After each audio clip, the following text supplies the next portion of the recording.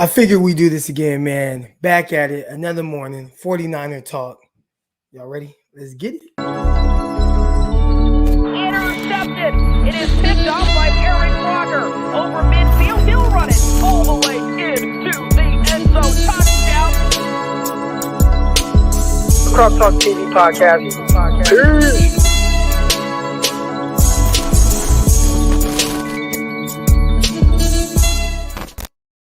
Good morning to all my people, all my 49er fans, all my people just listening, wherever you're listening from. Hope you guys are having a blessed morning. We're going to get this started off talking about some 49er football, just football in general, whatever's on your mind, any comments, questions, whatever it is that you want to go over. Obviously, as usual, like we did yesterday, I'll put in the link so that you can come on live, speak your piece with whatever's on your mind. All right. I actually wanted to come in this morning and be a little bit more positive, right? There's a lot of negativity out there in 49er land just when it's coming to Kyle Shanahan, Jimmy Garoppolo, Trey Lance, whatever it is. And we've been talking about those things ad nauseum. I want to come over on today and be a little bit more positive. So we're going to get into that. One really bright spot with the 49ers that's kind of getting overlooked a little bit because of everything else that's going on. And I got to speak on this because people were kind of down on this guy. Any questions to who? I mean, you guys have any idea on who I might be talking about? Ooh, okay, all the way from Australia, Wisnowskiville. Appreciate you coming on, Steph. Let's go. Good morning to all my people out there. Good morning. Here's the only question that matters: Jimmy take himself out, or did Kyle pull him? We'll get into that. What up, Croc? Up early in Cali watching. That's what's up. Appreciate you, Charles. I want to come on. I want to be a little bit more positive today. I'm letting some people kind of roll in here so we can start getting after it. I don't know if y'all like this morning thing, but I noticed yesterday I had almost 200 people in here. So I was like, you know what? I'm gonna do it again. So again, the link will be put in the chat for anyone that wants to join. If you have any questions, comments, whatever it is, feel free. Hit that link. As you can see, I'm representing the hometown today. Stockton, California was happening. You know what I'm saying? Here we go. I'll put the link in there now, just in case anybody wants to join. But I did want to start by giving some guy some flowers, man. I seen it. Hold on, where is it? My bad. Here we go. I know we lost last week, but Woo Pig Suey. Hey, that game, and I've talked about it on Locked On NFL Draft. If you don't already, make sure you guys listen to Locked On 49ers. Got a great episode that we put out. We talked a lot about really everything that's going on with the 49ers, my thoughts on Kyle Shanahan. I got to think a little bit more throughout the day, you know, and just my whole thoughts, everything just started bubbling over and like just all my emotions poured out into that one episode with my co-host, Brian Peacock. So make sure you guys tune into that, Locked On 49ers. I should put that in the description or whatever. Locked On 49ers. Make sure you guys listen to Locked On NFL Draft, hosted by myself and Ryan Tracy. But yeah, we talked a little bit about the Woo Pig Suey squad, all right, the Arkansas Razorbacks, and I was not expecting what I saw, 38-0, whatever it was. But that quarterback, man, I think that's going to be an issue if the Razorbacks fall behind. So I'm going to touch on that just real quick. But all the way from Jersey, let's go. No E-Man. So it's not E-Man. That is not the person who I'm thinking about. There's another person. I mean, he's not really being talked about enough. I feel like it's being glossed over because of all the negativity surrounding the 49ers and the situation with the quarterback, Kyle Shanahan, and everybody's talking about those things. We will give E-Man some flowers. You know what? Let's give E-Man some flowers. I think he is playing very well. I love the fact that a guy who is an undrafted rookie free agent, he worked his way. I mean, talk about, people always say got it out the mud, right? Emmanuel Moseley, he got out the mud, undrafted rookie free agent. Everybody thought it was going to be Tarvarius McFadden that was going to make the squad, and I'm like, I think it's Emmanuel Moseley. Then I was like, hey, Emmanuel Moseley, he's going to make the 53. People are like, what, like that, and he made it. And I think, obviously, he's had some really good moments. He's had some moments that he probably would like to have back. But right now, Emmanuel Moseley, man, he's playing at a high level. And everybody they're talking so bad about the 49er cornerbacks, and I don't get it. I think the 49er cornerbacks are playing very well. They're not. I think it's because, well, you're losing. You don't have Jason Verrett and all this. You got some rookies playing, whatever the case is. And I think people just expect the 49ers secondary to just be terrible. And right now, I think that they're playing well. I think the outside guys are playing well. Certain plays going to happen here and there? I think that happens with any team, right? I think with any defense, some guys are going to give up stuff. But I don't think the 49ers cornerbacks have been an issue so far through 4 games. Now, I think the one thing that kind of is in my mind within the Green Bay Packers game, you had Deommodore Lenoir on that last catch by Devontae Adams. He was supposed to be in 2-man trail. All right, it was 2-man. So 2-man essentially is man coverage. You have a safety. Usually you have a deep half safety. In this scenario, they actually had Hufanga shaded even more over Devontae Adams. So what you want to do is you want to get in what we call a trail technique. And you really want to let the guy get in front of you and then really just undercut. If he breaks in, undercut, get your head around. If he breaks out, undercut, get your head around, because you got that safety over top. Well, Deommodore Lenoir was too far outside shade. He was a little too far upfield. And, I mean, Devontae Adams just got a clean release inside. Lenoir just played it. He just played it wrong. If you actually go back to that play and you look at how Emmanuel Moseley played it on the other side, he played it great. I think what they're doing is I think they took a page out of the New England Patriots book, where the New England Patriots, they a lot of times they'll put Stephon Gilmore on like the second best guy, which in theory you think like, oh, put your best corner on somebody's best receiver. But a lot of times Patriots, they'll put their best corner on the second best receiver and then bracket the other guy. They'll bracket the best receiver, the hot guy. So they'll take their second or third corner and bracket that guy with a safety, whoever the hot receiver is. So I don't know if that's what the 49ers were thinking, but yeah, that was a play that really stood out. And obviously Deommodore Lenoir, he gave a couple big plays, but I thought he's played well. I think in general, 49ers corners have played very well, and for whatever reason, they are kind of the scapegoat of what's going on, and everybody's just talking bad about them.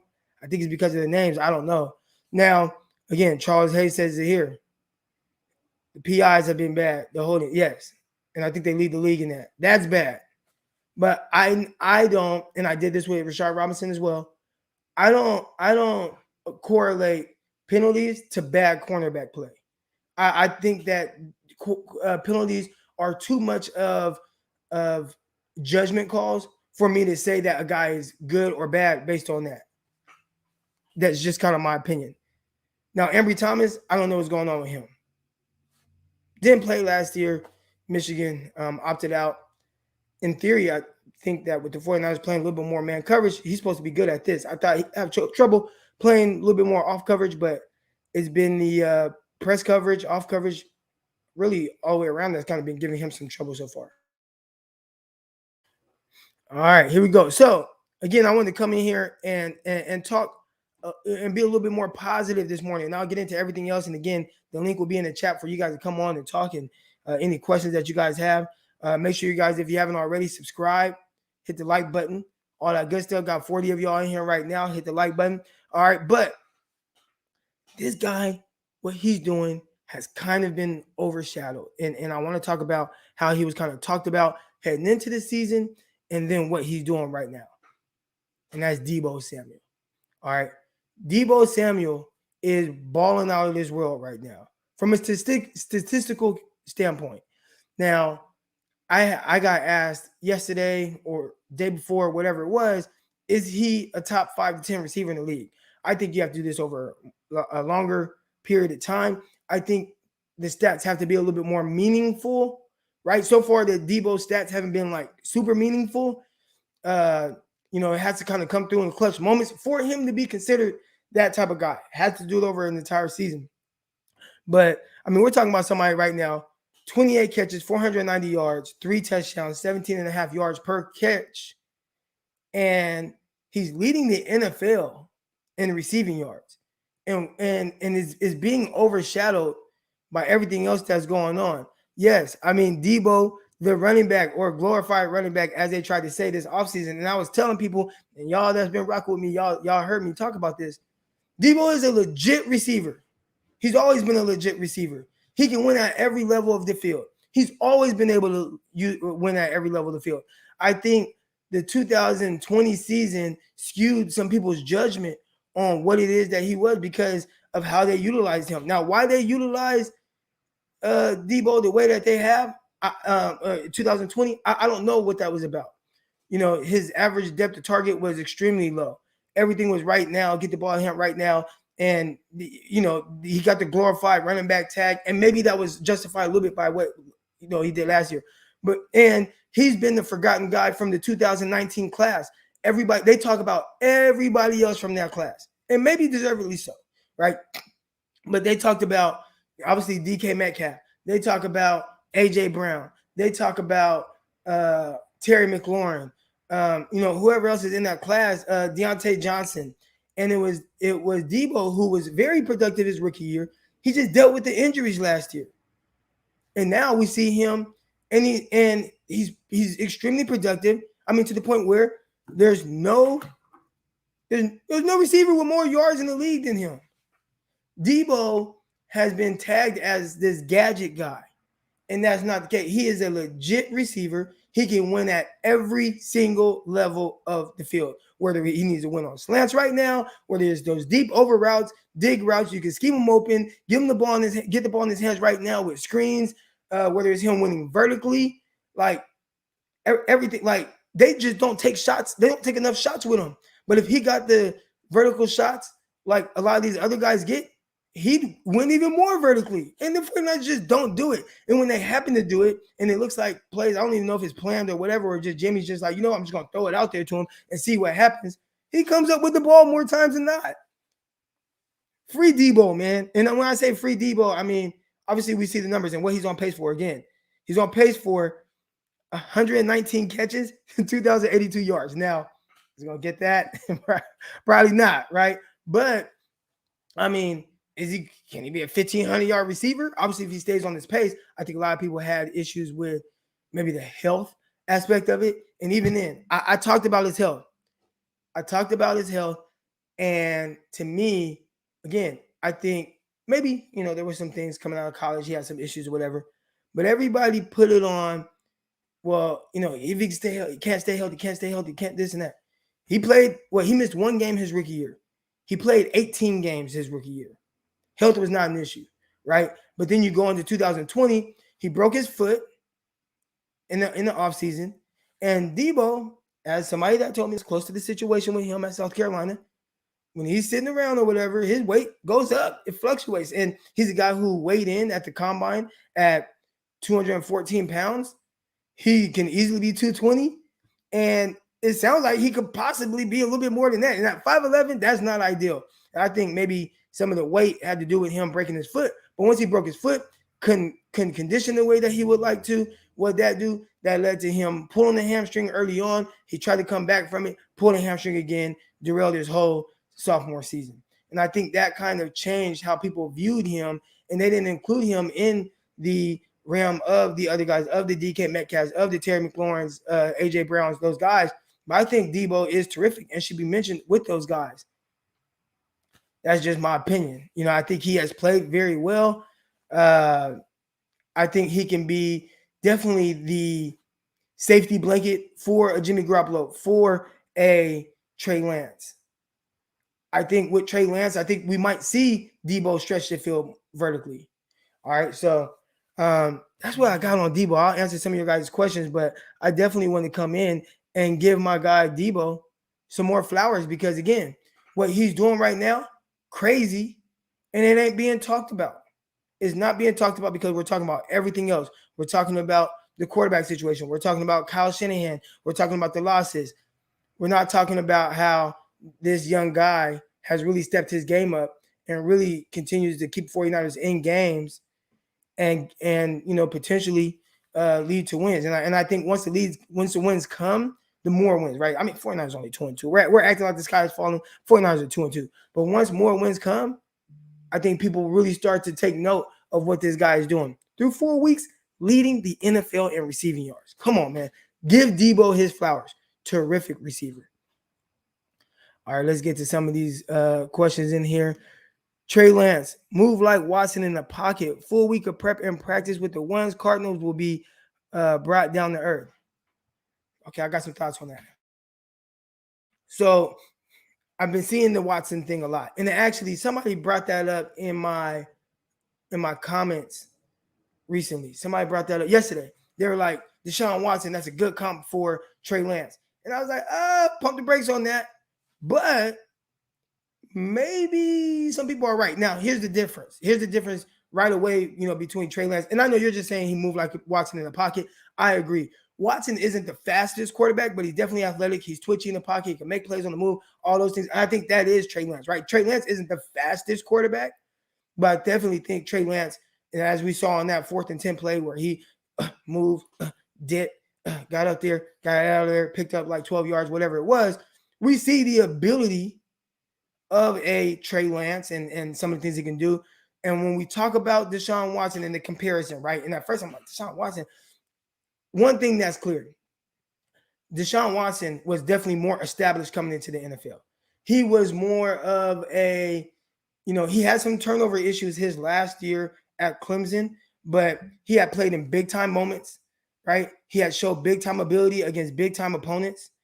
I don't think that there were so many just unknowns about Watson. The biggest issue with Watson, I think, coming out, what a lot of people kind of attested to was, well, he didn't quite have the velocity that they would like, I guess. I guess his velocity was off or whatever that was. I don't know. It was weird. They were talking about that. He was a gamer. He was a winner. Now, coming into the NFL, I think where you could say what was close or you can compare with Trey Lance, and this might be like kind of the only thing aside from the athleticism, which kind of aligns. They had similar stats early on, all right? And I don't want to say similar stats, but they came in a kind of similar way. Deshaun Watson came into the game, and over his first 2 weeks of playing, his numbers weren't great. He was like a 50% passer in 2 games or however long, 2.5 games, whatever it was, or 1.5 games. He had like 200 and some passing yards. It wasn't like anything earth-shattering or anything. He was only a 50% passer. Obviously, we look at Trey Lance, and he was 50% over the game. And then some light switch flipped or whatever the case was, and Deshaun Watson started going crazy until he tore his ACL in practice, right? But, I mean, I think he was on this tear of just throwing touchdowns. He threw like 17 touchdowns in like 6 weeks or whatever it was. It was something crazy up until he tore his ACL. So I don't want to put that on Trey Lance, all right? Because I do think that there are definitely more unknowns with Trey Lance as opposed to Deshaun Watson and what Deshaun Watson was ready for coming out of Clemson, the teams that he played against, going toe-to-toe with Alabama and those things. But, as far as maybe if you just want to isolate those first 2 times that we saw Deshaun Watson in the NFL, I'd say that is at the very least comparable to maybe what we'll see from Trey Lance. But as far as their overall skill set and ability, I think they're different from a passing standpoint. The athleticism is definitely comparable. Tanya Sayal, I appreciate the contribution. Just want to show some love from the Bay. Where you at in the Bay Area? I appreciate the contribution. I appreciate the love. Yesterday we had it rocking in here, and I was like, you know what? Maybe I'll do it again today. Did it. I got 60-something people in here. We in here, just chopping it up, talking some 49er football. Yesterday, we had 150 people in here at one point. We had a good amount of people. So it's just good to wake up and talk some 49er football with y'all.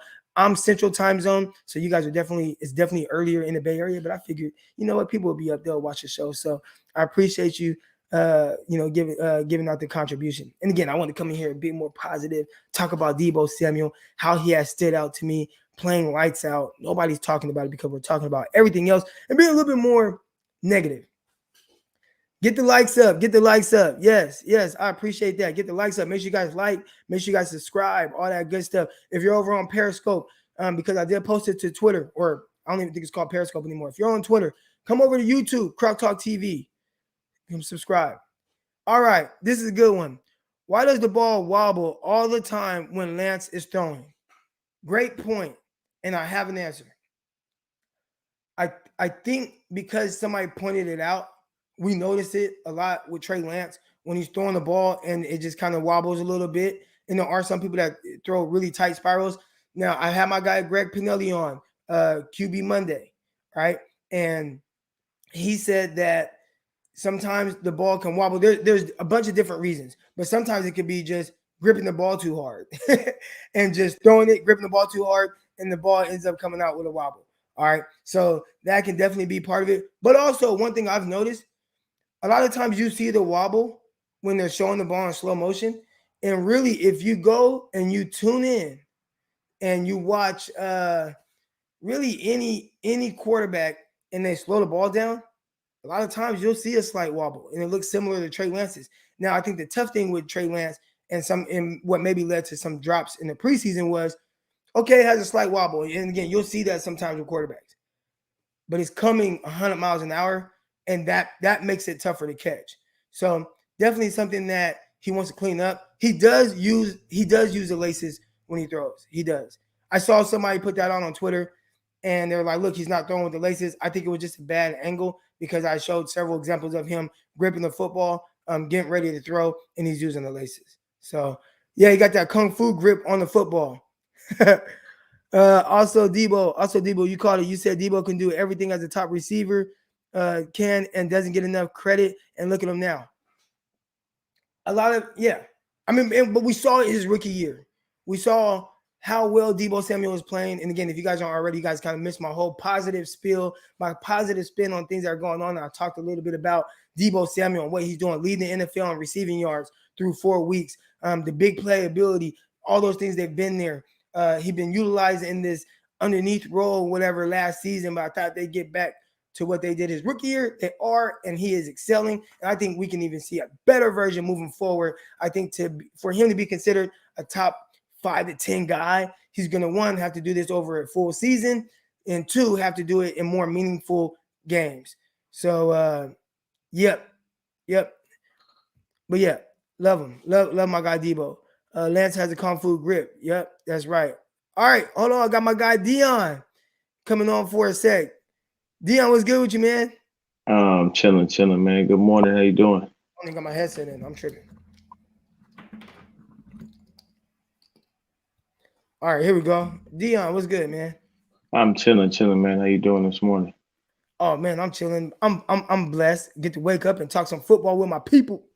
Hey, this is the best way to start off today, man. You know what I'm saying? Always on a positive note. Yes, sir. Yeah. I saw the flowers you was giving Deebo, man, and you know, I'm sitting here. I got Pro Football Reference up, and basically, they were kind of showing everything. And here's the thing with Deebo,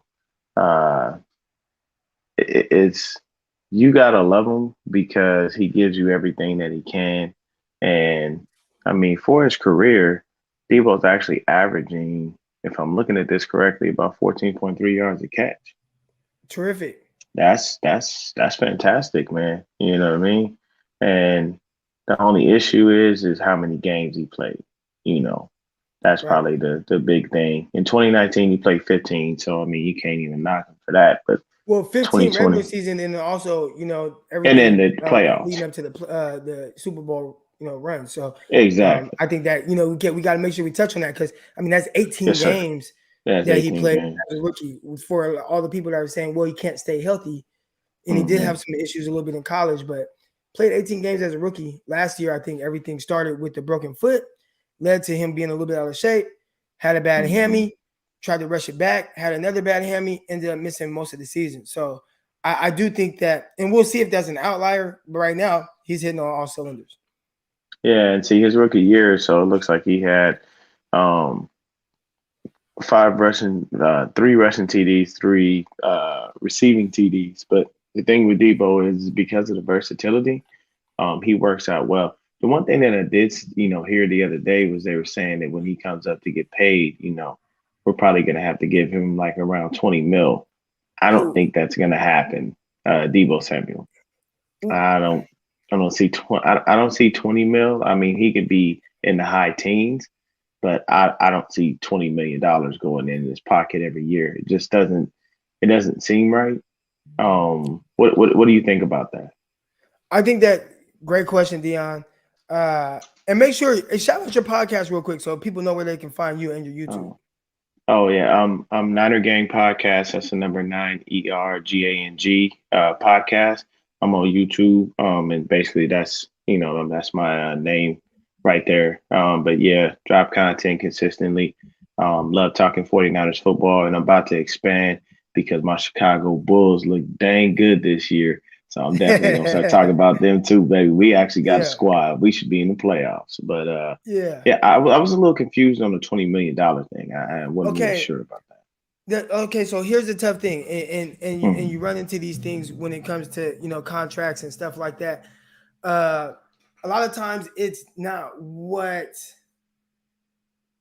it's whatever the market dictates. So if the market dictates that Deebo gets 20 million, then Deebo is going to get 20 million. Now, maybe the market won't dictate that. We'll see what type of season he has. But if Deebo goes out and gets 1,500 receiving or 1,500 yards this year and 11 touchdowns and 90 catches, you're gonna have to pay him. Are you gonna just let that production walk out the door the following year? Maybe you can say, you know what, he had 1,500 yards. We're not sure if that's really him. Let's wait till next year and see if he can kind of have a repeat. But then you risk the chance of having to pay him even more. Having the repeat, and those are the things. So, and he's gonna want that, his stability or whatnot. And then maybe you can say, well, we'll franchise tag him. They'll figure it out. But 20 million seems like a lot right now.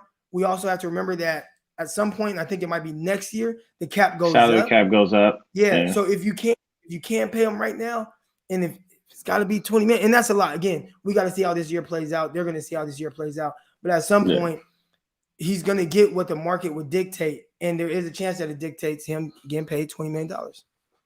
Got you. There was another thing I heard, and I don't believe this. I believe this is crap. Is that Jimmy's supposed to be able to play on Sunday?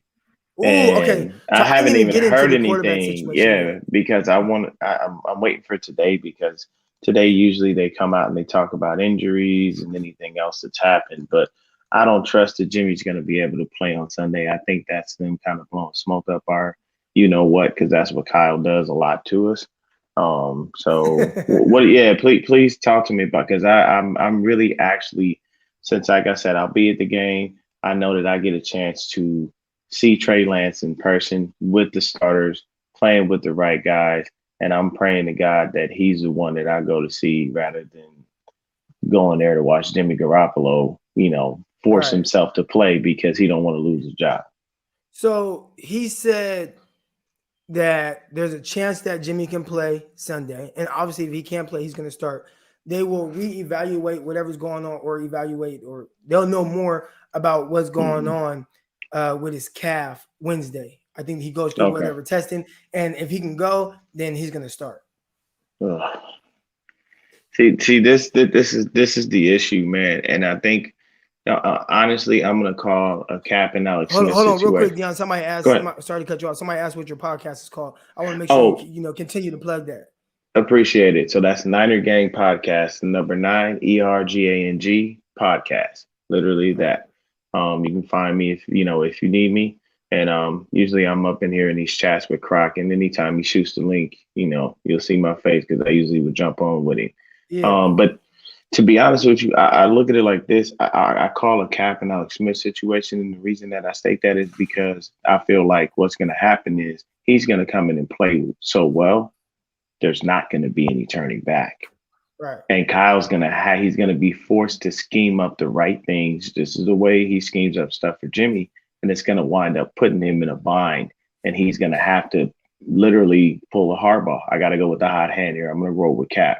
So do you And remember exactly kind of what happened with the whole Kyle Shanahan? I mean, excuse me, Jim Jim Harbaugh, Harbaugh, Alex yeah, Smith. Do you I remember remember it like it was exactly how it played yesterday. out? Oh, I remember it like it So was talk to people, yesterday. kind of shed a little bit of light on that, because I think there are a lot of people that just think, oh, Alex Smith got hurt, they inserted Colin Kaepernick, and then boom, Colin Kaepernick, Jim Harbaugh committed to him, and from there on out, Kaepernick was the guy, and Alex Smith got shipped off. But that was not exactly how it happened. No, Do you remember exactly how it happened? I do. I do. Like I said, I remember it like it was yesterday because unlike a lot of people, in 49er land, I loved Alex Smith. And I Yeah, always use this example. You put any other Hall of Fame quarterback in the situation that Alex Smith was, they don't make it to the Hall of Fame. right, You know how hard it is to go through 6 different offensive coordinators in your first 6 years of the league. Every crazy, year, somebody's coming in and saying, okay, I know you learned it this way, but we're going to do it this way. And then right, it's repetitive. Long story short, with the Alex Smith situation, Alex Smith was playing. He got a concussion. So basically, they held him out. And this was Cap's first time he came in was against the Bears. He ridiculously no, no, no, destroyed no, no, them. no. He came in Was it? first against the Rams. Was it? It was the Rams. I apologize. It was So the he came in Rams. injured. For obviously Alex Smith got hurt like Yes. midway through that game. So Yeah. so Kaepernick came in, and the 49ers did not win that game, No, they right? did But not. Kaepernick And then coming out, my bad, his first start, yeah, actual NFL start was versus the Bears. So what right, happened was, basically when he started against the Bears, he lit it up, and there right, was no denying this kid had talent that was unseen at the time, outside of maybe Russell Wilson. right, And the next thing you know, what happened was, it was to me. I looked at the in the moment. I looked at it simply as, you know what, they're giving him another week coming off a concussion because concussions can have lingering issues. right, Somebody can pass a protocol, but still have those headaches, have the ringing in the ears, have any of the side effects, and it still goes. And if you're doing that during a game, it's dangerous. right. So what happened? You know, they went 2 weeks with Cap. And after Harbaugh literally came on TV and said, "No, I think we're going to stick with Cap. I'm going to roll with the hot hand." That's when Alex Smith basically wound up losing his job, and Right. that's But when we did the also same. there was another thing too with Yeah, that. No, and that's right. But I think you're kind mm-hmm. of, I don't want to say you're underselling the situation, but like No, it no, no. Go wasn't. ahead. I think people, the way they remember it is that Kaepernick came in, he balled out against the Bears, and from there he was just a guy, and that wasn't Yeah, the that wasn't case. the case. Every week Mm-mm. it was almost like a trial period for like 4 or 5 weeks where Harbaugh was just like, okay, I don't know, I got two starting quarterbacks. Like he wasn't committing to Colin To either Kaepernick long one. term. He Mm-hmm. was trying to see like, okay, is this play going to be sustainable? Okay, he played extremely well the against the Bears, and he made some big throws. I know the one thing that comes to mind for most people is that corner route he threw on a dime to Kyle Williams. All right, but Yeah, that he wanted to see every okay. We'll see. I don't know. And it was like, I'm not committing to him until I'm sure. And it lasted for about 5 weeks. So I say all yeah. that to say, you were kind of touching a little bit on that when it came to Trey Lance and Jimmy Garoppolo. So I'll let you kind of Mm-hmm. continue to kind of speak your piece on Yeah, that one. yeah. So the reason I feel like it is because Kyle, true, we all know what Jimmy is. We all know who he is. We all know how he plays. We all know what he brings to the table. The issue with Trey Lance is an enigma, but he's one that you want to figure out. Like you want to see him unfold on the field and become the player he can be. Right. I know, I think it was yesterday or the day before, I had said that we were at least like a wild card team at best. And, you were like, yeah, that's a lot to put on a young rook. But the thing is, if the squad holds up the way it currently is constructed, we could sneak into the playoffs as a wild card team. I'm not saying we're going to go far, we're going to do anything, and I wouldn't put Super Bowl expectations on a rookie because it's never been done. And at the same time, he's going to have his lumps. He's going to have interceptions. He's going to have fumbles. He's going to get sacked. All these things are going to happen. There's not a quarterback in the league that doesn't go through these growing pains at some point. It's really just a situation where I think that he has so much of a higher ceiling than Jimmy that once he starts to once he learns how to put some touch on the ball and not throw rockets, once he learns how to make all of the right reads, those things will come in time. But if you give him the reps now, next year, you're seriously worried about the Niners. And my thing is with Kyle, you give all these other people chances. Why don't you give the guy you gave up all that draft capital for a chance? You are still holding on to Jalen Hurd. And Jalen Hurd ain't played a down for us that means anything. The guy is Right. still on IR. I remember a week or two ago, they were saying, what's going on with Jalen Hurd? He's just not there yet. If he's just not there yet by now, he's not going to be there. And when I say these things, I want people to understand. I know the shelf life of a person in the NFL is maybe like 2 to 4 years max. It ain't long. And I am Trust me, I know. yeah, and I am in no way trying to cast aspersions on the guy. I don't know him personally, nothing. I'm just the type of person. I'm a real fan, and I really want people that's going to be here and produce for our squad. This is why when the offseason was going on, I wanted everybody to jump on board with Juwan Jennings because I figured he was at least going to be healthy enough to be here and produce. Now, yet when they bring him in, most of the time he's blocking, but he's doing something. He's actually able to be on the field. He caught that touchdown pass from Trey Lance. So all these things come into play. But I feel like when Trey is out there, the run game has a bigger dynamic because you have to worry about the quarterback. And then at the same time, the pass game, the stretching of the field, the throwing outside the numbers, those things come into play, And I was watching yesterday when you were on with Greg Pinelli, and I love when that guy like breaks down stuff because he has a different mind about it. The one thing that he was saying was, basically some of those throws, just, hey, man, those are nerves. That's what it is. Like, yeah, I just came into the game. I'm not really sure. I don't have a really big rapport with a lot of these guys. I got to get on the same page. The throw to Deebo was behind him. The throw to Kittle was at his feet. Some of those throws you look at and you go, man, that's just the kid being nervous. And you can understand it because they didn't game plan for that. And Kyle, if you're getting on a plane drawing up plays for a kid like this and you like him this much, why wouldn't you tell him every week, this is your package? If for some ungodly reason you have to come in the game, these are the plays I'm going to call. This is what we're going to run.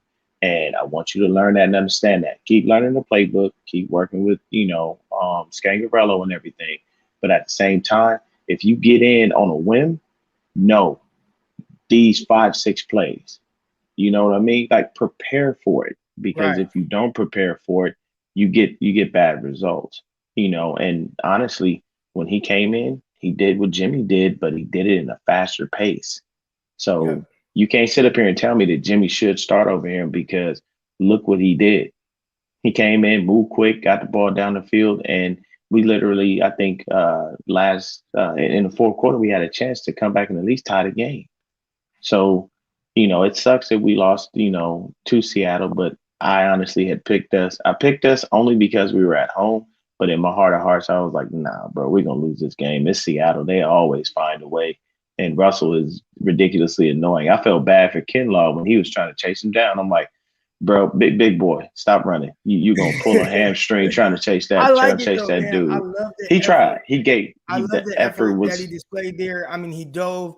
I think when you look at that, those are the guys, and a lot of people are kind of down on Kinlaw heading into this year. But when you see someone put forth that type of effort, even if it's like I have no chance, but him running, trying to chase it down, diving, those are the type of guys that you're going to go to bat for. And those are the type of guys when this thing turns around is going to be because how can you be a guy and not give your max effort when you see this 340-pound defensive tackle trying to chase down Russell Wilson and dive and give him everything he has? When you get everybody on that same page, I think that's when you're going to be that's when the 49ers are going to be really good and better off for it.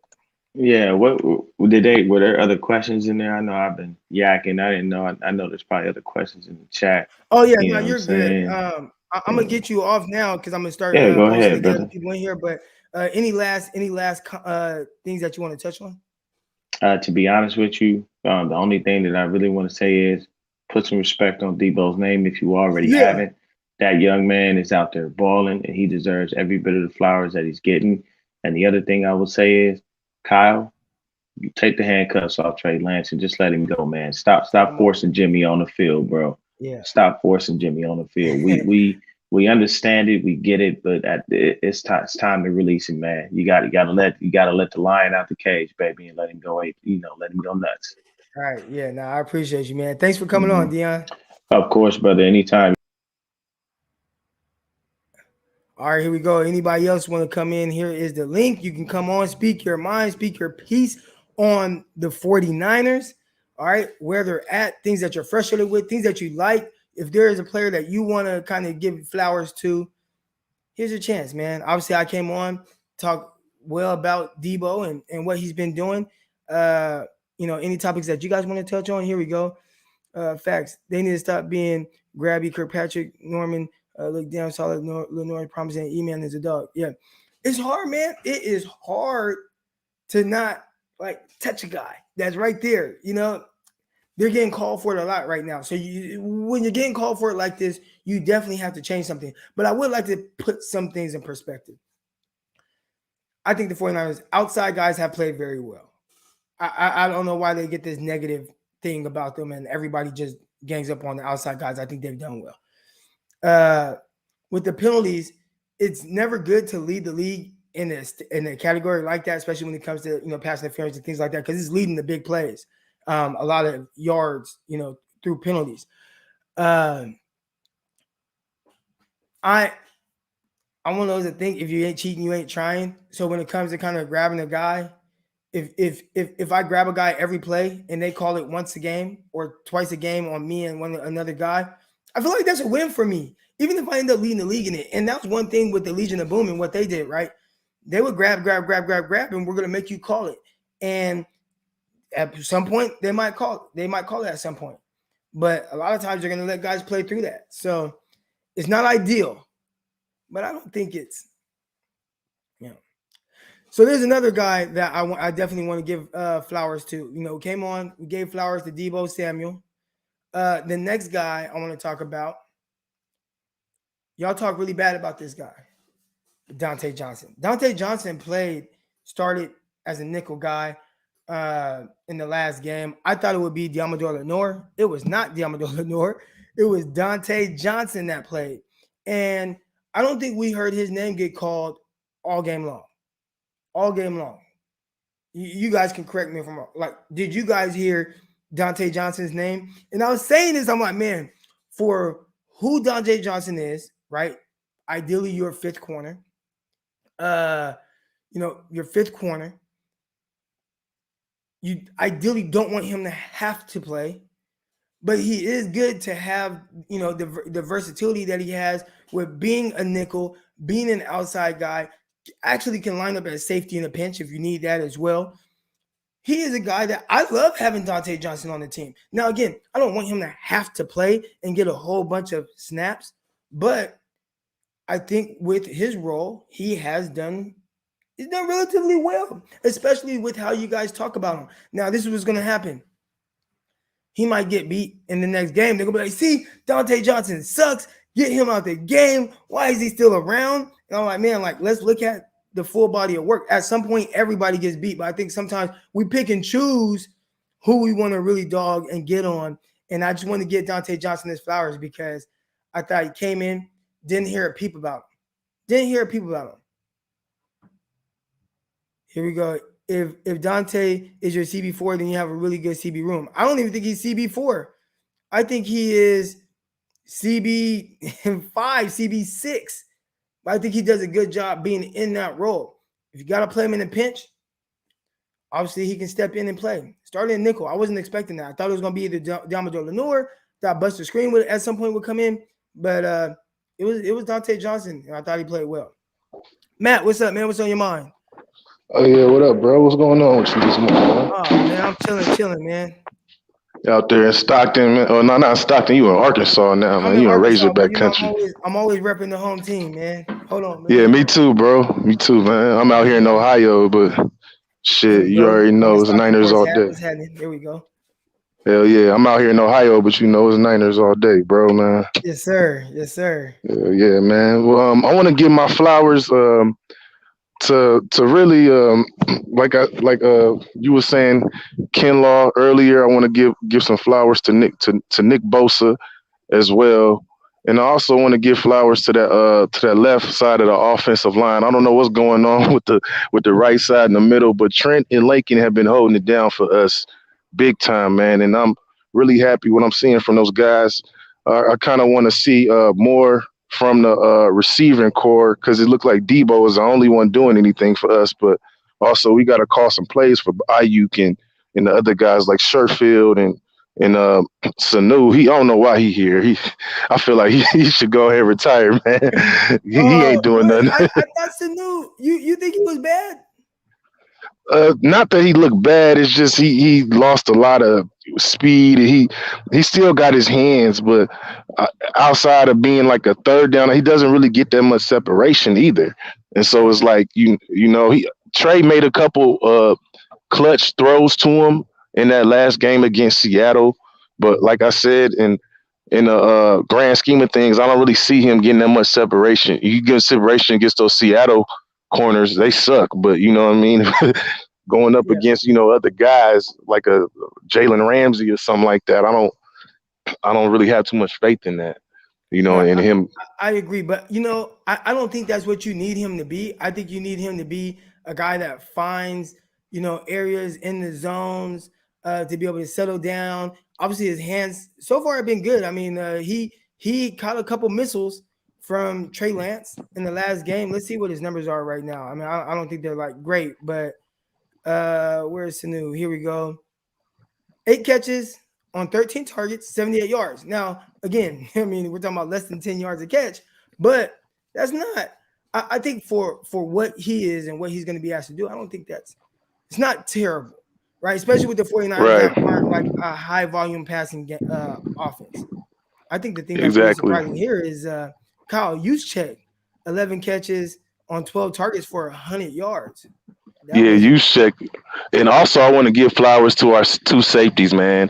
Kwaski and J-Dub, man. Like, those two guys been holding it down for us for years, man. They'd have been here damn near since the Harbaugh years. I remember Jimmy Ward was the last Harbaugh pick, I think, in like 2015. And we picked him at the end of the first round. I kind of thought he was a tweener. I didn't know if he was going to be safety or corner. He got the pick 6 in his rookie or second year, I believe so. And I didn't know he was going to be a cornerstone of our defense. And so, like I said, I'm real happy with I'm not so down on our safeties. I feel like the safeties uplift the play of the corners, because even though we have like mediocre corners or whatever, I think since we have J-Dub and Kwaski back there and they've been playing with each other for so long and they have so much chemistry with each other, it makes the secondary, that much better, even if, we have mediocre guys at corner position. Lenore, I could see him getting better, taking over that slot position for the future. Man, what do you think of how he's been playing too lately? I think he has played well, especially for a rookie. There's a lot that goes into playing the cornerback position. I think in college it's a little bit more simplistic. NFL, a lot of moving pieces. I think the offenses are definitely more strategic with how they attack secondaries, working hard to really put guys in the bind, all the different motions and things. You get a lot more movement in the NFL as opposed to college. So, and it's even more that you have to know playing in a nickel spot. And that's something that Yamador Lenore did not do in college. So to see, Lenore and him being a nickel, I thought he was starting the nickel last game. Obviously, that did not happen, but I can see a scenario where down the line he takes over once he gets the mental aspect of everything that goes into playing in that spot. So I've liked what I've seen from him so far. I do think he profiles athletically more as a nickel than he does on the outside, but I think for the most part, both he plays well really no matter where you line him up. Just I don't think he has the pure deep speed that you would like to be able to just sit him on the outside, if that makes sense. Yeah, man. I was watching that Raiders game last night, and they was down 20. I seen the deep speed with Ruggs, man. Like, I'm like, man, if we would have just picked Ruggs instead of, I don't know, man. It just seemed like Ruggs just got it coming together, man. I feel like you can get deep speed. Like if it's deep speed that you want, Yeah. I feel like I can get that. Like, look at the Eagles. They got Kez Watkins in the deep threat that he is. He wasn't no first round pick. He wasn't an 11 overall pick. I'm really kind of off taking receivers that high. I feel like it's too easy for offenses right now to manufacture touches for receivers and manufacture production for me to take a guy at number 11, a receiver. Me personally, I really want to take a guy more at either more of a position where I can't manufacture production, right? So left tackle, defensive end, Yeah. maybe another defensive position like a really special safety, a really special corner. Like those are the kind of more of the positions I would take in the top half of the draft. Now, once you get to the bottom half of the first round, then yeah, I'm more inclined to take a receiver. But even then, if it's just pure speed that you're looking for, I think there's different ways that you can get it than having to draft a guy at pick number 11 or wherever it was that he was drafted. Yeah, you right, man. Well, man, thanks for letting me come on the show, man. I appreciate it. I watch the show all the time, man. You help motivate me throughout the day a lot of times, man. Like Yeah, I said, I'm from Cali, man, but I'm out here in Ohio, and like I said, I always watch the show. Love listen to your analysis and everything like that about the game. And like I said, man, keep going, keep pushing, man. You're doing great, man. You got the subscribers going up, and I'm gonna keep yeah. supporting and keep watching your videos, bro. Hey man, I appreciate that, bro. Thank you, man. Thank you so All right, much. all right, no problem, man. Niners, like, All right, Matt. All right, got another caller coming on. Someone in here. Make sure you guys, if you're not already subscribed to the YouTube channel, make sure you guys hit the like button. I got this question right here. Is this a Niners morning show? Listen, I don't know. I'm just kind of going with the flow right now. But if every morning I come on here and I got 138 people watching, we will come on here Monday through Friday and we will legitimately make this a morning show because I feel like you guys like it so far. That's what it's looking like. So I appreciate everybody that's tuned in. Make sure you guys like, make sure you guys subscribe. Joe boy, what's up, man? Hey, what's going on, Croc Talk? Can you hear me? Oh man, I'm chilling. I'm chilling. Yeah, I got you. For sure. This is my first time tuning in, bro. I hopped on the YouTube just looking for something, man. I'm a Niner fan. Every season is like this for me. I got to get on. I got to see what's going on. And then Yeah. I see that you said you just started off doing this. So I'm like, okay, your boy struck gold with this one, man. You need to do this every day, bro. Every day. I'm Don't thinking stop. about it, man. Listen, I'm You, not. you know, like a real Niner, you struck gold with this, man, because I'm trying to hear it every day, bro. Uh, You know what I Yeah, mean? I love talking about the Niners, bro. So you doing your yeah. thing, Off bro. I don't top. want to give you that off top. Yeah. What But what's on your mind, man? What you got? What you thinking about what's going on with the 49ers right now? right now, I just feel like the culture need to just relax.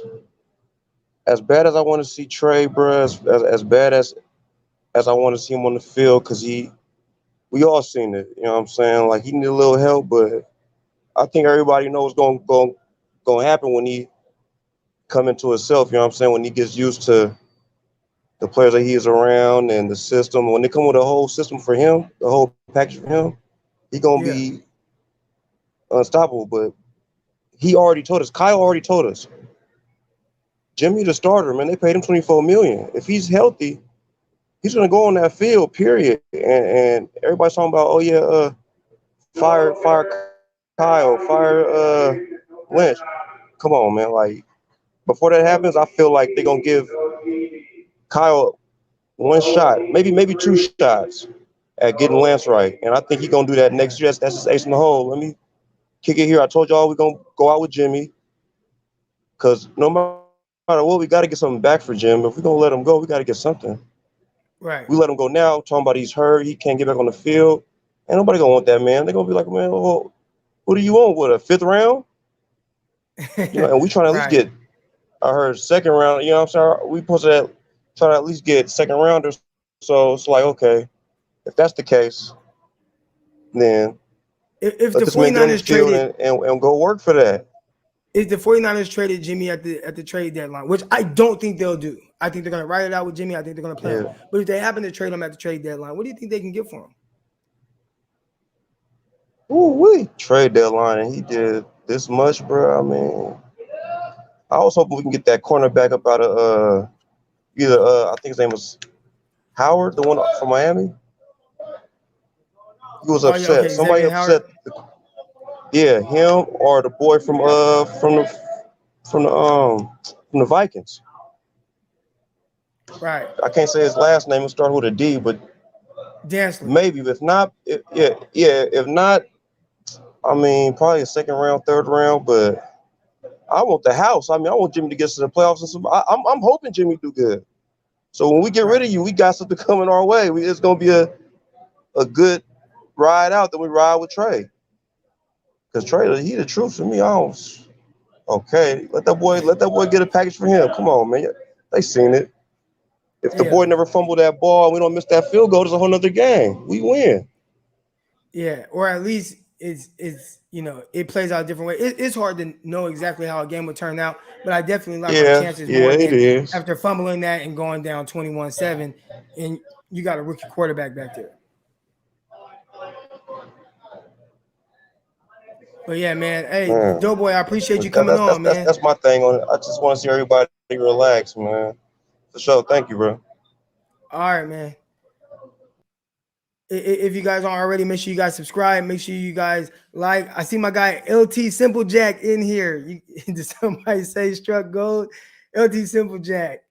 Y'all know that's my guy Rob Louder. So that's Rob Louder, Striking Gold. If y'all don't listen to Striking Gold, make sure you guys listen to the Striking Gold podcast. Make sure you guys listen to Locked On 49ers, the #1 football podcast on the Locked On Network. Also, Locked On NFL Draft with myself and my co-host, Ryan Kelly. Make sure you guys listen to all those things. I think I might start putting that stuff in the description. A lot of people asking, what is this? Is this a morning show? Is this going to continue? Yeah, like I said, man, we got 160 people watching, man. Make sure you guys hit that like button, hit that subscribe button, all that good stuff. So far, we talked about giving some guys their flowers, and Deebo Samuel is one of them where I'm like, man, a guy like Deebo, how well he's playing, I think is kind of getting overshadowed because of all the other talk surrounding the 49ers. When it comes to the quarterback position, when it comes to Kyle Shanahan, should he be fired? I think my guy Doughboy that was just on, he did say something about how people want Kyle Shanahan fired. And my thing is, I'm not there. Now, for those of you who do listen to Locked On 49ers, who have followed me on the YouTube channel, I'm very optimistic. I try to see and give people the benefit of the doubt. Again, I was on the podcast a couple of days ago and somebody called me Eric Benefit of the Doubt Crocker, right? And I got to see things play out. I got to see it through. I think when it comes to Kyle Shanahan, I've been letting it play out for 4 years now, and we're on year 5. And at some point, you kind of are who your record says you are, right? So again, I'm not saying get rid of Kyle Shanahan.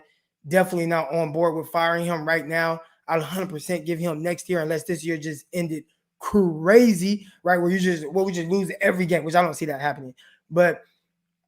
Or if you are Jet York and you sense that maybe he's lost the locker room somehow. I don't think that's the case either. I'm just throwing out hypothetical situations. But barring anything crazy like that, you gotta let this whole thing play out, and you can't just change coaches and think that everything's just gonna just magically get better.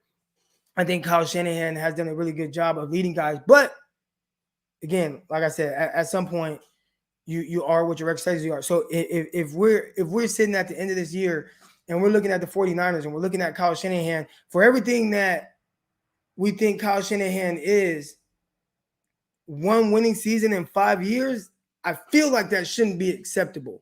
Now, again, we could talk about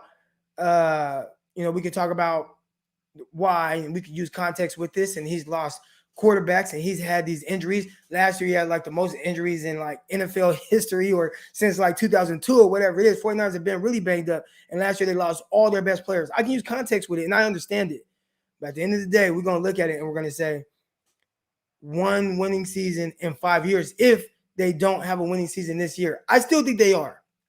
I still think they'll have a winning season, but if they don't, how are we going to start to view him?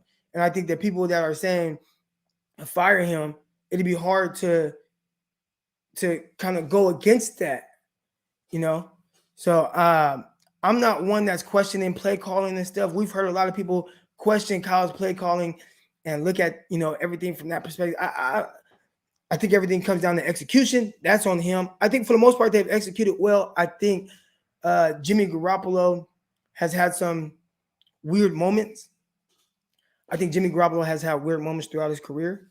I think Jimmy Garoppolo had weird moments in 2019, but he also has some really high moments. I think in 2019, when he had the weird moments, it was overshadowed because of the defense. This year, I think the defense has played well. And I think anytime you have a defense that gives you 5 straight 3-and-outs to start a game, I don't know how you go into that game at halftime and only have 7 points. And Jimmy Garoppolo is your guy to play. Now, here's the thing. There's been a lot of Jimmy Garoppolo and Trey Lance talk. And I understood going with Jimmy Garoppolo to start the season. It made a lot of sense. Again, if you're Kyle Shanahan, you got to look at it from this perspective. I got 1 winning season in 4 years. Something got to shake. I can't go into this year. Now, this is not what I would do. This is what Kyle Shanahan's thinking, in my opinion. I can't go into this year with a rookie and really live with these ups and downs when I have a guy who's capable of playing on a team that could potentially go to the Super Bowl. That's how Kyle's looking at it, right? And I understand that. And my thing and pushback with a lot of fans, because there were a lot of people that were like, well, Jimmy, you can get Trey Lance to do what Jimmy Garoppolo is doing. It's like, nah, like I think from an efficiency standpoint, you know what you're getting with Jimmy Garoppolo, and we know that definitely that's good enough to win games, and we see his record as a starter, and it's really good. I think when you start to see these weird moments and you see, what it looked like to start the game against the Packers, finish strong. Why can't we get that for a full game? Now, I'm not saying you got to be lights out for an entire game, but why does it take Trey Lance running into the end zone as time expires to get a score before half when you're Jimmy Garoppolo? Aren't we playing you so that the offense doesn't look like that, so that the offense isn't as stagnant? Isn't that why we're playing Jimmy Garoppolo? I think, and then you look at this game against the Seahawks. Aren't we playing you, Jimmy? Aren't we playing you so that we don't have these weird moments, so that when a team does have 5 straight 3-and-outs to start a game, we get more than 1 score heading into halftime? Isn't that why we're playing Jimmy? So those are my issues right there with Jimmy. I was on board with what he's supposed to be in theory, but we're talking about, 2 touchdowns in the last 2 games in the first half. That's not what I feel like we signed up for when it comes to Jimmy Garoppolo. And if that's what you're going to get these inconsistent moments and not this high level. I don't want to say high level because I know what Jimmy Garoppolo is. But if we're not going to get some level of consistency from him with just what he is, right? Probably look at him like a Kirk Cousins or Carr. And I think even right now, if you polled the fans, they'd probably take Carr over Jimmy Garoppolo. But looking at him in that realm of quarterback play, we're not getting that right now. Now, and so that's more of my issue with, do you stay with him? Do you go with the rookie? That's my issue. And I'm going to let you guys kind of still, here's the link right here. You want to come on, speak your piece. I see a Seahawks fan in here. You can come on. You can click the link. Speak your piece. I appreciate everybody that's in here right now. Make sure, if you haven't already, subscribe, hit the like button. I don't know how many likes we have right now, but we got 210 people in here. Them likes should be up. Here we go. We need Jimmy to bring consistent energy and swagger. I don't know if that's Jimmy. He's more of a calm, cool mannered guy, except for when he comes out and he does the whole Tom Brady, like, let's go, when he does that, or like, feels great, baby, when he does, like, that's like the most energy I feel like we get. I think peak Jimmy Garoppolo energy was when he ran that touchdown in the preseason and slammed the ball. That was peak Jimmy energy. I need Jimmy to be what he's supposed to be in theory. I ain't saying lights out. I'm not saying lights out. I'm not saying he has to look like, what Matthew Stafford probably looks like, or, anybody else. What I'm saying is just look like Jimmy, execute like Jimmy, and let Kyle Shanahan do the rest for you. And I think right now that's not happening. And at some point, and we'll see what that point is for Kyle Shanahan, but how long, Kyle, do you put put up with that? I don't know, man. That's the question. Croc, you are so early, dude. I remember I'm Central Time Zone, so I came on here about 8:30. That's 6:30 Pacific.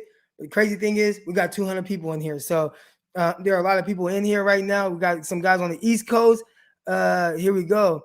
Got to start this show an hour later for us Pacific time, guys. I'm not East Coast. I'm Central Time Zone, but we got 200 people in here, so I think everybody's up right now. I'm actually quite happy with our D. Pause. No, I agree. I think the defense has played very well. Now, again, they haven't gotten a lot of help. There is no way that you get 5 straight stops to start a game and you walk out of there and you go into the half with 7 points. You're not helping your defense at all. That's not helping your defense. And it's tough because I think DeMeco Ryan is I think real people are going to understand that he's doing a terrific job. Like, and when I say real, like the people that are really looking at it, people that's tuning into the show, because y'all gonna hear me talk about it. DeMeco Ryan is doing a terrific job. I thought even in the Packers game, I thought he did a terrific job for the most part. You can question some play calls, but I thought it was more of a poor execution. I talked about the 2-man, that last catch by Devontae Adams. You know, your corner, Deommodore Lenoir, he got to be in the trail. It's on him. You know what I'm saying? And when you have the poor execution from the rookie, who's probably never been in that situation, he's lined up like, God damn, the game, is this on me? Right? He's looking at it like, I got to look at Devontae Adams. The game is on the line. I'm lined up across from Devontae Adams. This is as big of a moment as I've ever been in. It's on primetime television. Got to be some nerves right there, man. There's got to be some nerves. So I think aside from that, man, I've really liked what I've seen from DeMeco Ryan. I think he's done a terrific job with his game plan of things. I think the defense has been put in some bad situations, even in the Packers game. I mean, I talked about that at the end, but I mean, just the stagnant offense throughout the entire first quarter, not giving your defense any help to, against an Aaron Rodgers. You had the interception that put the Packers in scoring position. Right, you had the weird backwards pass by Garoppolo, put the Packers offense in scoring position. That's what he's been dealing with. The weird, the Eagles game, your offense 3 straight 3-and-outs, not moving the ball. That's what DeMeco Ryans has been dealing with. Didn't get a touchdown until dang near time expired in the half. The defense has been playing well. They have not gotten the help that they need, and it could be there. I don't know what's going on offensively. I appreciate everybody that's in here. Make sure you guys subscribe. Make sure you guys hit that like button. The chat is fired up. So I always say I try to look at everything, and obviously I'm going to try to answer every question. But the best way to make sure that I see your comment or question or anything that you want to talk about, super chat. That is the best way. Hit that super chat, baby. I'm trying. I see y'all in here talking. What's good, Croc? Let's go. Deebo is a legit top 5 receiver. Kid low. I can't say that yet. Right now, I love Deebo. Everybody knows I love Deebo Samuel. Love everything that he is. I think for Deebo to be considered a top 5 or even top 10 receiver, and again, he's leading the NFL in receiving yards right now. We gave him his flowers when we first came on the show. Dude is playing awesome. But for him to be a top 5 or top 10 receiver, we need a couple things to happen. One, he has to do it in more meaningful moments. All right. And 2, he has to be consistent with what he's doing right now and stretch that out over a year. And then we'll revisit that conversation heading into next year where Deebo ranks with other guys. But I think right now he's having a terrific year. But I think the stats are there. I don't think the moments are there for him to be considered that. All right. So that's just kind of my thoughts on him being a top 10 or top 5 or top 10 receiver in the league right now. Here we go. Dakota Mule. There we go. Excuse me, guys. I don't got my glasses on. Keep it rolling, Croc. How do you think Trey's handling this situation? I think Trey Lance is handling this situation as well as he can. I don't think this is an ideal situation for him. I talked about when he came in the Seahawks game. It's like, man, and I tweeted this out. I think Kyle Shanahan has done this dude a disservice. He's had ample opportunities to get his young guy in there, get him to ease him into that situation, get the game to kind of slow down for him a little bit mentally. It's always going to move fast to some extent as a rookie, but obviously it's moving at warp speed for him. And I thought bringing him in at that situation, okay, bring him in, awesome. That is great. He gets to play. But we've had 3.5 games up until that point to utilize him to help in the run game. I think the run game has not been good for the most part, right? Outside of an Elijah Mitchell big run, I feel like the 49ers have averaged like 2 yards a carry outside of that run. And Kyle, you have no plans on utilizing Trey Lance in the run game, at the very least in the run game. He gets in, first thing Kyle does, read option, right? But like what happened with that? Trey Sermon, 15 yards. Trey Sermon, 12 yards. Trey Sermon, 7 yards. That's because of the threat of Trey Lance to keep the ball. So from that standpoint, I thought Kyle Shanahan kind of failed with whatever he was doing, and then come in and every time he goes to halftime, say that he has no plan to play him after the game. Even in the Lions game, he had no plan to play Trey Lance in the Lions game, but put him in on the first drive. He threw a touchdown. That wasn't planned. So it's kind of like, what is your plan with Trey Lance, right? And then I thought, and what I was thinking was, what we'll see is Trey Lance kind of come in, get his feet wet, maybe some read option stuff, zone read, whatever. Okay, start to add a little bit to that. Maybe we'll see some play action stuff, get him some easy throws, just get him acclimated to the game speed of the NFL, coming from an FCS level and not even playing all of last year. Get him acclimated, low pressure, right?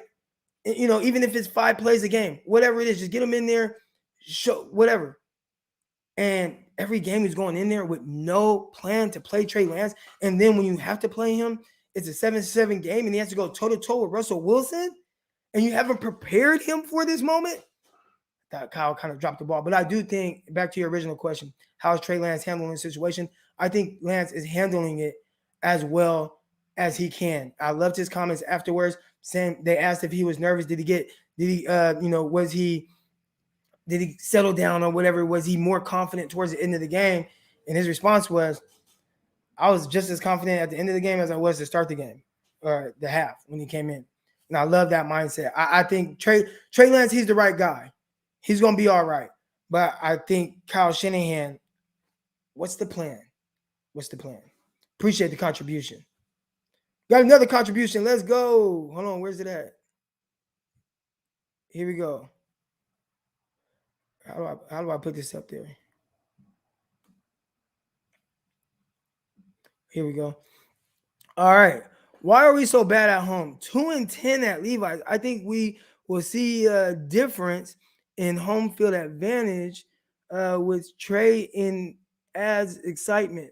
All right, here we go. So, okay, why are we so bad at home? 2-10 at Levi's Stadium. I think we'll see a difference in home field advantage when Trey is in. More excitement. The Steph Curry effect. So everything that I'm hearing about when Trey Lance got in the game, and I wasn't at the 49 Stadium, but I heard it was like electric. From the moment Trey Lance got in, it was like everybody was going crazy. And I think that will happen. Now, another thing that helps with home field advantage is just winning. And you had the 2019 season. That's since having Levi Stadium, that's been an anomaly, right? We have not been that good at home. We have not been that good of a team. And I think really just in general, winning makes everything better. I thought the crowd was going crazy and was rocking when the 49ers played Green Bay on Monday Night Football. At that point, the 49ers were 2-0. I think the 49ers they have a fan base, the Bay Area in general. If you are good, they will be all in and they will be supporting. If you are not good, there's a chance that the fan base might not show up. So, and I don't want to say the fans are front runners, but I think they will get behind you as long as you're winning, and that's what the 49ers and teams in the Bay Area are used to doing. Shout out to my Giants right now, #1 team in baseball. We'll see if the Dodgers get in. I think the Dodgers play tomorrow, but everybody's behind the Giants right now, right? All the fans are behind the Giants. Not really seeing that with teams if you're losing. All right, in the Bay Area. That's just what we've seen. I appreciate the contribution. And here we go, another contribution. Here we go, Miguel Santana. I appreciate the contribution. Perfect time to be live. You are the only one giving us 49ers show this early, listening to your show on my way to work. I appreciate that. I'm thinking about, should I make it into a podcast, but I already got Locked On 49ers. So if you guys listen to Locked On 49ers, that's already a podcast. So I don't know if I'm going to put this in podcast form. I think I'm just going to just keep going live with this and keep it at that. And, obviously you guys can kind of get my thoughts on it every morning. I think we'll make this an every morning type thing. Make sure you guys, if you're not already subscribed to the channel, hit that like button. We got over 225 people in here. Hit that like button. I should have over 200 likes in here. I appreciate everybody that's on here live. If you don't know who I am, former NFL and AFL defensive back. I feel like because I'm on right now, it's kind of popping up and I'm getting people that haven't listened to me before. But host of Locked On 49ers, host of Locked On NFL Draft, played professional football. I played the cornerback position, so I give my expertise on that. Done some things with the draft. I was a member of the 49ers media for a little bit. That was pretty cool. Just wanted to get that under my belt. That was pretty cool. But yeah, man, morning show. I think we'll keep it going for another 15 minutes, man. I appreciate everybody's in here. This morning show is perfect. I agree. Here we go. I hope Garoppolo beats Kyle Shanahan in the Super Bowl one day. Come from behind fashion. Shanahan's specialty fold job. Sorry, guys, on my nerves past few weeks. Peace. I get it, and I hear your frustrations with him, but Jimmy is part of the problem. You know what I'm saying? So again, I mean, yeah, we could talk about Kyle Shanahan and everything that's going on with Kyle. I don't think Kyle's the only person to kind of blame in this situation. He's committing to you, Jimmy. So if anybody's going to beat Kyle or whatever, great. But Jimmy, you've had every opportunity to be the guy and be successful. So, I feel like, Jimmy, you can't say anything bad about Kyle Shanahan because he's sticking by you when everybody else, they want you out of there. And you know what the crazy thing about Jimmy Garoppolo is? I defended Jimmy a lot. And you had this whole Tom Brady thing going on. I remember being in the moment and saying, why am I hearing on every talk show they're talking about Jimmy Garoppolo? Like, why is everybody talking about getting rid of him? He's a guy who all he has done is win while being with the 49ers. This is after the Super Bowl year, that offseason, right? Everybody's talking about getting rid of him. Is he better than Dak Prescott? Get rid of him for Dak Prescott. Should the 49ers trade Jimmy? Should the 49ers get Tom Brady? And I didn't understand it because I'm like, dude, this dude is coming off of a torn ACL. He plays as a starting quarterback, and they go to the Super Bowl. I'm not saying he took them to the Super Bowl, but they go to the Super Bowl, and it's the offseason fresh off of that. Why is everybody talking about replacing Jimmy Garoppolo for these different guys, especially, a Tom Brady who at the time looked like he was declining? I defended Garoppolo, but I think at this point now I'm saying, and I thought at some point, we'll see a more efficient version of Jimmy Garoppolo. We'll see Jimmy continue to improve. We'll see Jimmy continue to get better. And it's kind of just leveled out. And we haven't seen better. And I think and I've seen people say this, got to get 2017 Jimmy Garoppolo or 2017 Jimmy Garoppolo is not coming back. 2017 Jimmy Garoppolo is what we're seeing now. In 5 starts, he had 6 touchdown passes, 5 interceptions in 5 starts. That's not great. That's not earth-shattering. That's pretty average, right? Pretty pedestrian. I think he thought he did a really good job of converting on third downs. He still does that for the most part, except for his last 2 weeks. I don't know what the hell is going on this year with him. But typically, Jimmy does a really good job of converting on third downs. Did an amazing job of that in 2017. Did an amazing job of that in 2019. Jimmy has always had his certain limitations with movement. I think he moves well enough. He's always had his limitations with throwing outside the numbers. I think he can make throws outside the numbers, but I don't think that's necessarily a strength of his. Or throwing downfield, I think they have to be schemed up shot plays as opposed to a guy just getting back and letting it rip. I don't think that's quite Jimmy. I think what we've seen from 2017 Jimmy, 18 pre-injury, 19 post-injury, 2020, and now 2021, I feel like it's been the same Garoppolo the entire time. That's just my opinion. And I think it's how people view 2017 or even 2019. It looked like what we're seeing now, especially early on. I think some of it was masked to the defense in 2019. It was masked by the defense. Lance, and again, make sure, hey, if you guys want these, get your questions on here. I'm trying to get to all of them. Best way to do it, super chat. All right, super chat. I don't miss those. I'm getting a little too excited. Super chats, I don't miss those. All right, Lance is a playmaker. You can never count him out. Lance is a playmaker. Lance, again, the game has to slow down a little bit for Lance. I think the best way to do that is for him to play. Now, if it's me, I talk about what I would have done before the season. Talked about on Locked On 49ers. Make sure you guys listen to Locked On 49ers every morning with myself and my guy Brian Peacock. We had a great episode last night talking about this whole situation. I would have traded Jimmy Garoppolo. Kyle can't do that, right? Kyle can't do that. He has one winning season in 4 years. He can't trade Jimmy. He needs Jimmy to make things look good, right? And he doesn't necessarily have the time to sit there and let Lance go through his ups and downs. Now, if Jimmy is going to play like what he's been playing, because in theory, Jimmy was going to be sharper. But if Jimmy's going to play like this, then I think, yeah, at some point you do have to go with the rookie because, again, 49ers defense has been pretty good lately. They've been pretty good. And again, yeah, 5 straight 3-and-out stops to start the game against the Seahawks, and you muster up 1 touchdown. Maybe we can, put some of that on Kyle, but I think would Trey Lance have scored 1 touchdown and a half? I think so, right? So if Trey Lance is going to give me 1 touchdown, Jimmy's giving me 1 touchdown, why not go with the guy that could potentially take you higher? That's just kind of my opinion on that. Got a couple super chats. My guy Richard, Jimmy is not the answer. He is limited with no upside. I'd rather take our lumps with Trey. Okay, so I agree. I would rather too. But again, we got to look at it from Kyle Shanahan's perspective. And again, 1 winning season in 4 years. It's hard for Kyle to say, I'm just gonna start Trey Lance and I'm gonna take my lumps. Because if it looks crazy, people are gonna want his head. They're gonna want him out of there. People already want him out of there right now. That's what the conversation has shifted to. I think how we can kind of quiet that noise and how Kyle can quiet that noise is just win. Now on Jimmy Garoppolo, because I don't want to be hard on Jimmy and I'm gonna bring context to what's kind of going on with Jimmy. And again, Richard, I appreciate the contribution. What Jimmy Garoppolo is supposed to be in theory, we have not seen this year. He's supposed to be what he was first half against the Lions or fourth quarter drive against the Packers. That's what Jimmy is supposed to be throughout the year. Now, again, I'm not saying that he has to be lights out, and I know his limitations. He's not that great of a movement guy. He doesn't have the biggest arm. He's not really pushing the ball down the field. But just be who you have been that made us successful in 2019, right?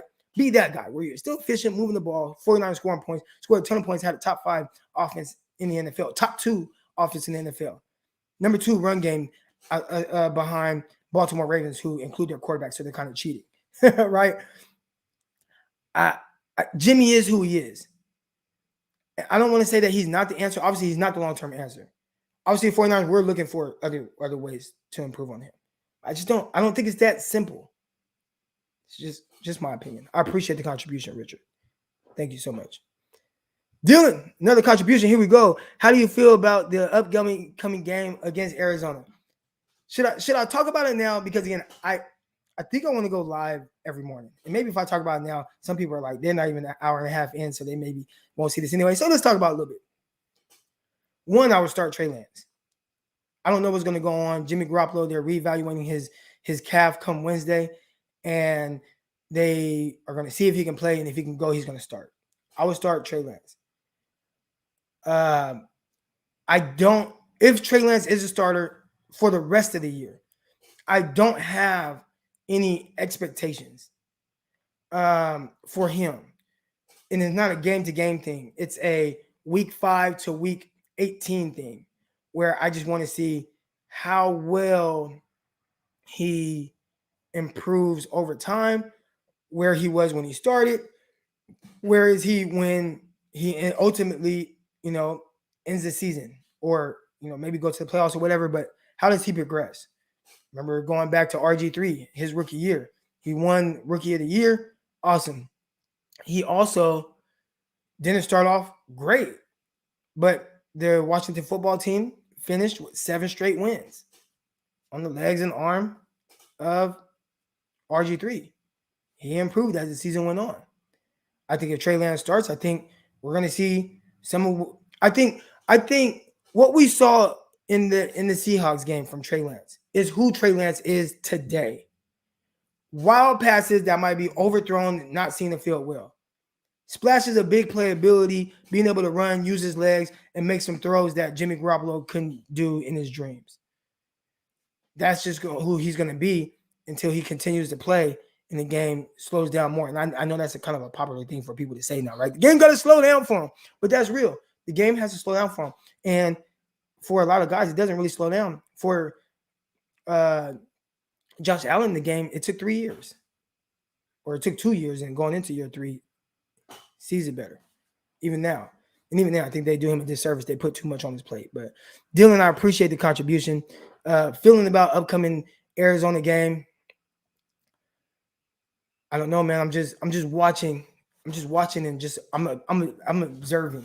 I'm that guy that's like in the hills looking at the game from afar and just with the binoculars and just seeing like, how is this whole thing going to play out? Kyle Shanahan, people are turning on him quick.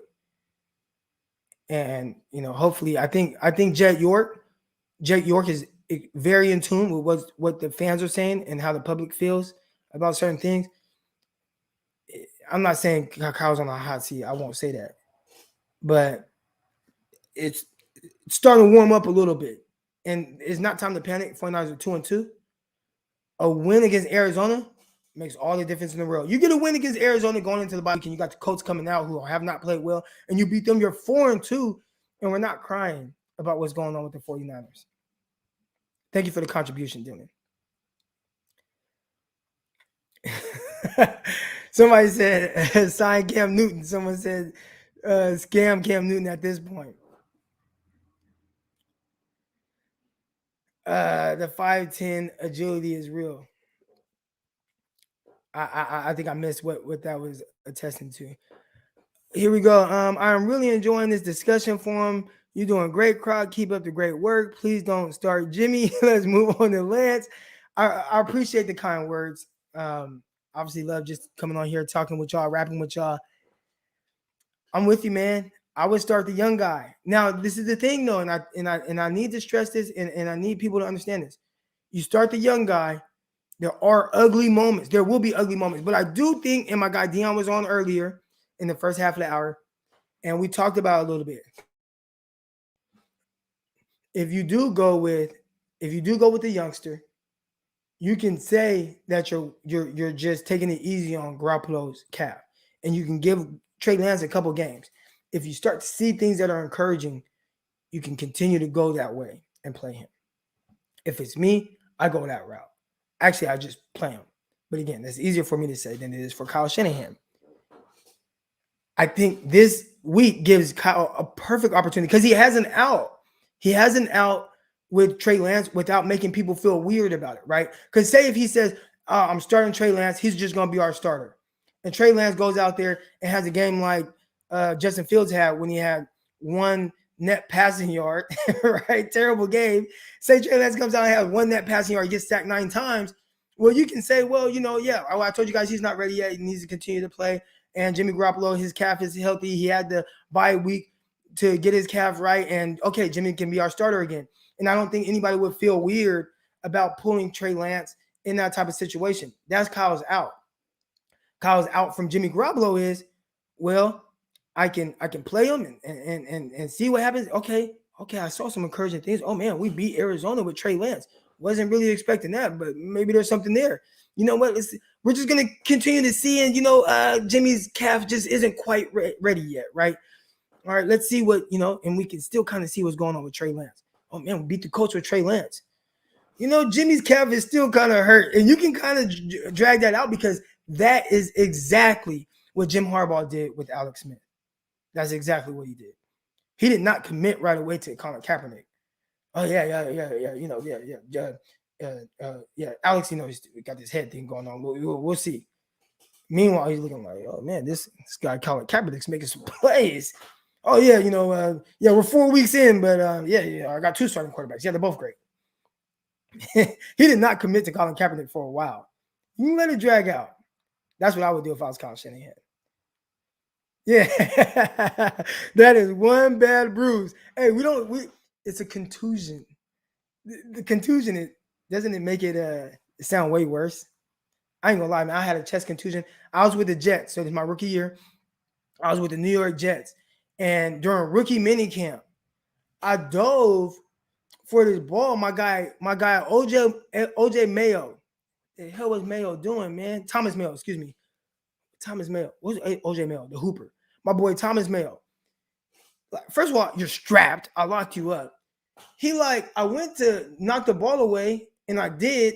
Then he shoved me, so I landed with my arm straight out, and I jacked my shoulder up. It was right here. I'm like, golly, it was just getting worse and worse.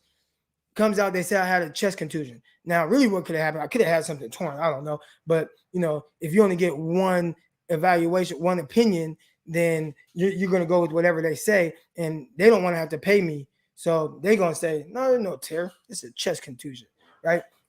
So I had this contusion, and it hurt.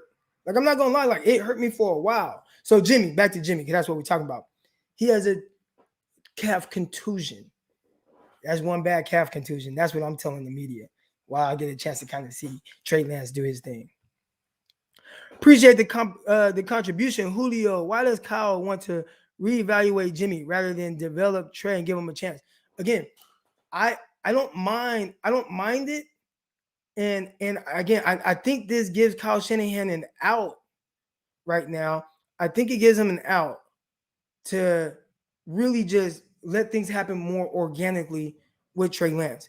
If I'm him, again, like other people are saying, that's a deep bruise. Yes, that contusion, deep bruise.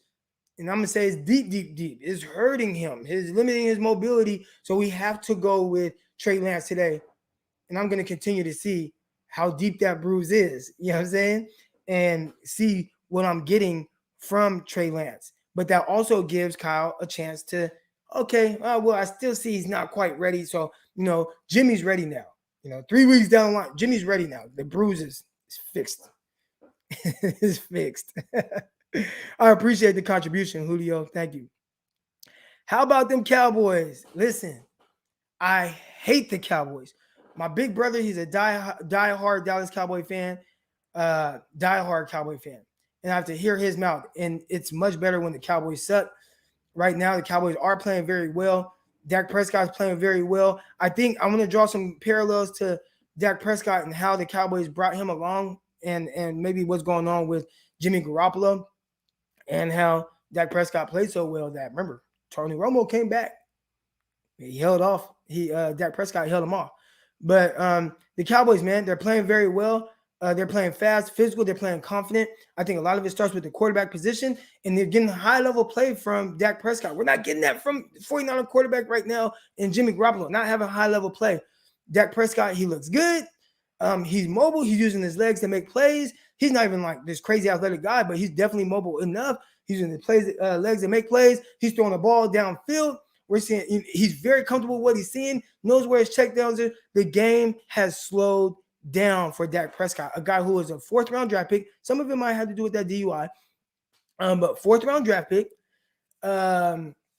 He is a guy who came in. He had to start because Tony Romo messed his back up playing in the preseason. It's like, man, we got to go with this young guy, Dak Prescott.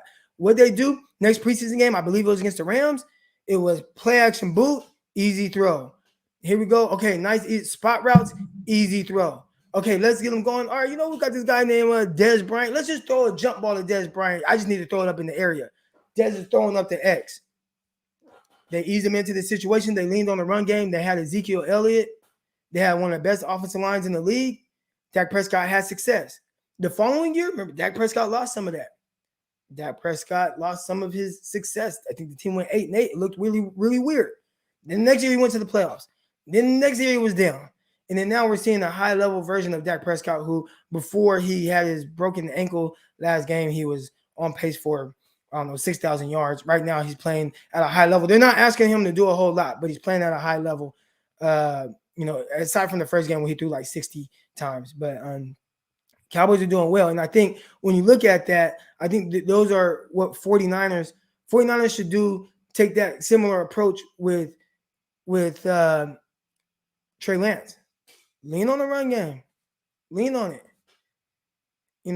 Easy throws. Trey Lance might still miss easy throws because that's just who he is right now. Eventually, he'll improve on that. Game got to slow down. Are we going to win versus the Cards? Excuse me. I don't know. I actually predicted a loss to the Seahawks. When I thought the 49ers would lose by 7 points. I talked about this on Locked On 49ers, Locked On Seahawks crossover. I thought the 49ers would lose 24-17 based off what I have been seeing from Jimmy Garoppolo. His inability to kind of start fast. Crazy thing is 49ers had every opportunity to win this game. You know, I said the keys to victory for the 49ers. I put out a video. There's 3 keys to victory. I said contain Russell Wilson, start fast, establish the run game. 49ers did all 3 things and still lost. Crazy. I know, man. Terrible, bro. Terrible. Here we go, right here. Terrible. I'm mixing football and basketball. Why did Kyle stop running the ball versus Seahawks? He was down 21-7. Shout out to my guy Wayne Breezy, man. Make sure y'all tune in to my guy Wayne Breezy. He got his own YouTube channel. Why do you think he throws the ball so hard? So again, I asked my guy, Greg Pinelli, and we talked about why is the ball coming out the way that it's coming out? You know, why is he throwing so hard? You know, what is it?